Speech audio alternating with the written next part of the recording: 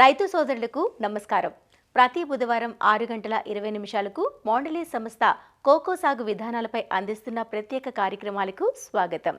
ఇవాల్టి కార్యక్రమంలో కోకో తోటల్లో ఎండుటాకుల యాజమాన్యం గురించి తెలుసుకుందాం. కోకో సహజంగా ఆకురాల్చే మొక్క. ప్రతి ఎకరం కోకో తోట నుంచి సంవత్సరానికి దాదాపు 2 టన్నుల వరకు ఎండుటాకు వస్తుంది. ఈ ఎండుటాకు తోటల్లో సహజ మల్చుగా, సహజ సేంద్రియ ఎరువుగా ఉపయోగపడుతుంది. ఈ ఎండుటాకును కొంతమంది రైతులు పాములు వస్తాయనో, తోట శుభ్రంగా లేదనో వివిధ కారణాల వల్ల తొలగిస్తూ ఉంటారు. అలా కాకుండా ఈ ఎండుటాకును తోటలకు మంచి ఎరువుగా మార్చుకునే అవకాశం ఉంది. ఎండుటాకే కాకుండా బీన్స్ తీసుకున్న తర్వాత మిగిలిన కాయ డొప్పలను కూడా పారేయకుండా సేంద్రియ ఎరువుగా కుళ్ళింపచేసి వాడుకుంటే నేల సారం, నేలలో కర్బన శాతం పెంపొందుతుందంటూ కోకో తోటల్లో ఎండుటాకులు, ఎండుడొప్పల యాజమాన్యం గురించి తెలియజేస్తున్నారు ఏలూరు జిల్లా మోండలీ సంస్థ సీనియర్ సాంకేతిక అధికారి యు అయ్యన్న బాబు. కోకో అనేది అంతర పంటగా కొబ్బరి, ఆయిల్ పామ్ మరియు ఒక తోటల్లో సాగు చేస్తూ ఉంటారు రైతులు. ఈ కోకో నుంచి వచ్చిన ఎండు గింజల్ని చాక్లెట్ మరియు ఇతర పానీయాలకి, కేకులకి, బిస్కెట్లకి ముడిసరుగ్గా ఉపయోగించడం జరుగుతుంది. రైతులకి చెట్టు నుంచి కోకో గింజలే కాకుండా అదనపు ప్రయోజనాలు కూడా కలుగుతాయి. వాటిని చూసుకుంటే కనుక ముఖ్యంగా కోకో ఎండు ఆకు. సహజంగా ఈ వేసవకాలంలో ఎండు ఆకు రాలడం జరుగుతూ ఉంటుంది. దాంతోపాటు ఈ కొమ్మ కత్తిరింపు చేసినప్పుడు కొమ్మలతో పాటు ఎండు ఆకులు కూడా రావడం జరుగుతుంది. 1 హెక్టార్కు చూసుకుంటే కనుక సుమారు 2 టన్నుల వరకు ఎండాకు రావడం జరుగుతుంది. ఈ ఎండా సాగు చేస్తున్న భూమి మీద రాలడం వల్ల ఒక పొరలా ఏర్పడి కలుపు రాకుండా నివారిస్తుంది. దాంతోపాటు మనం ఇచ్చిన సాగునీరుని ఆవిరి కాకుండా, ముఖ్యంగా వేసవకాలంలో ఎక్కువ ఉష్ణోగ్రత వల్ల మనం ఇచ్చిన నీరు కొంతవరకు ఆవిరి అవ్వడం జరుగుతుంది. దాన్ని కూడా అరికట్టడం వల్ల నీటి లభ్యత అనేది కోకో చెట్టుకు, దాంతోపాటు ప్రధాన పంటలైన ఆయిల్ పామ్ మరియు కొబ్బరి చెట్లకు కూడా చాలా ఉపయోగకరం. ఈ కోకో ఆకు కొల్లడం వల్ల సేంద్రియ పదార్థం అనేది భూమిలో పెరగడం జరుగుతుంది. CN రేషియో కూడా పెరగడం జరుగుతుంది. అయితే కోకో ఎండు ఆకు ఉపయోగాల్లో పోషకాల లభ్యత చూసుకుంటే కనుక మనకి ముఖ్యంగా నత్రజని 2%, పొటాషియం 2.5%, తర్వాత సూక్ష్మ పోషకాలు ఐరన్, జింకు, మెగ్నీషియం, కాపర్, ఈ సూక్ష్మ పోషకాలు కూడా సుమారు 0.5% వరకు అందుబాటులో ఉండడంతో ఇవి కుళ్ళి కోకో చెట్టు ప్రధాన పంట కొబ్బరి, పామాయిల్కి అందడం వల్ల వీటి పంట నాణ్యత మరియు దిగుబడులు కూడా పెరిగే అవకాశం ఉంది. సహజ సిద్ధంగా కోకో ఆకు అనేది కొల్లడం సుమారు 6 నెలల నుంచి సంవత్సరం పాటు సమయం పడుతుంది. దీనికి గల కారణాలు చూసుకుంటే కనుక కోకో ఆకులో లిగ్నిన్ పదార్థం ఎక్కువ ఉండడంతో ఆకు గట్టిగా ఉండడం, తర్వాత ఆకుపైన మైనపు పొర కూడా ఎక్కువగా ఉండడం చేత సూక్ష్మ పోషకాలు అనేవి ఈ కోకో ఆకులను విచ్ఛిన్నం చేయడం కొంత సమయం పడుతుంది. కాబట్టి సేద్య పద్ధతుల ద్వారా దాన్ని త్వరగా కంపోస్ట్ కింద మార్చుకోవచ్చు.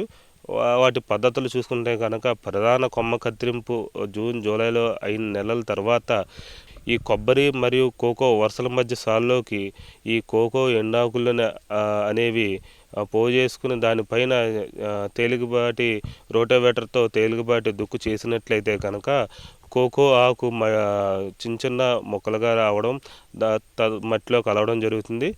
దాంతో సూక్ష్మజీవాలు సులభంగా ఆకుల్ని డికంపోజ్ చేయగలవు.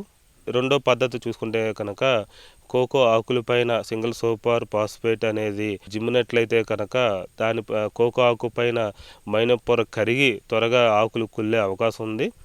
ఇంకొక పద్ధతి చూసుకుంటే కనుక జీవామృతం కానీ, ఆవుల మూత్రం కానీ, వేస్ట్ డికంపోజర్ అనేవి మార్కెట్లో అందుబాటులో ఉన్నాయి. వేస్ట్ డికంపోజర్ ద్రవాన్ని కానీ, తర్వాత ట్రైకోడర్మా, సూడోమోనాస్ ఇటువంటి సూక్ష్మ జీవుల్ని కనుక మనం తోటలో పిచికారీ చేసుకున్నట్లయితే కనుక త్వరగా ఈ ఆకులు అనేవి కొల్లడం జరుగుతుంది.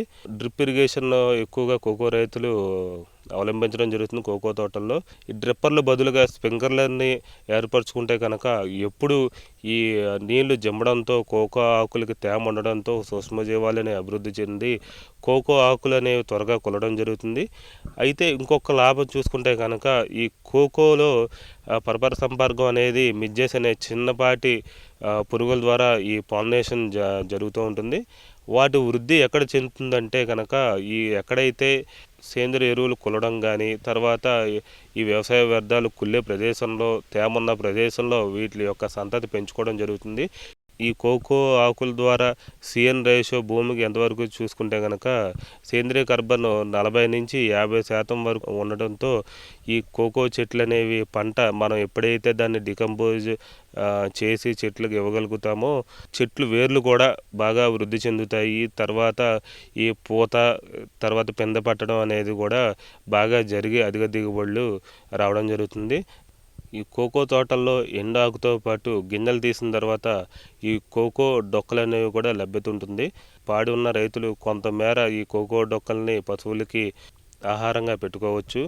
తర్వాత ఈ కోకో డొక్కల్ని తోటల్లోనే చిన్నపాటి గుంతలు తవ్వుకుని వాటిలో పూడ్చిపెట్టుకున్నట్లయితే కనుక ఈ కోకో డొక్కలు కుళ్ళి ఎరువుగా చెట్లకి ఎంతగానో ఉపయోగపడుతుంది. ఈ కోకో డొక్కల్లో ఎక్కువ శాతం పొటాషు, మెగ్నీషియం ఉండడంతో కోకో చెట్లకు కానీ, ప్రధాన పంట అయిన కొబ్బరి, ఆయిల్ పాముకు కూడా ఎంతగానో మేలు జరుగుతుంది.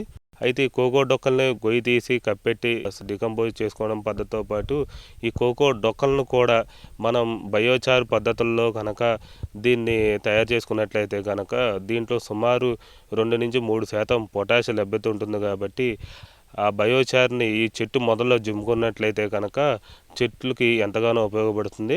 ఈ ఎండాకులతో పాటు కోకో డొక్కలను కూడా రైతులందరూ డికంపోజ్ చేసుకుని వివిధ పద్ధతుల్లో దాన్ని వాడుకున్నట్లయితే కనుక అధిక దిగుబడులు పొందవచ్చు. ఎండుటాకు యాజమాన్యాన్ని సమర్థవంతంగా నిర్వహిస్తున్న రైతులు రమణయ్య, గోపిశెట్టి, నారాయణ మాట్లాడుతూ, నేను 15 సంవత్సరాలుగా కోకో వ్యవసాయం చేస్తున్నాను.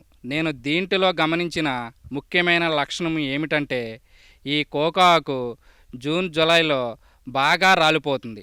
ఆకు మనకి పొరలాగా చెట్లు మొదల ఫుల్లుగా పడిపోతున్నది. ఆ ఆకు కలుపు రానికుండా ఆపడం జరుగుతుంది.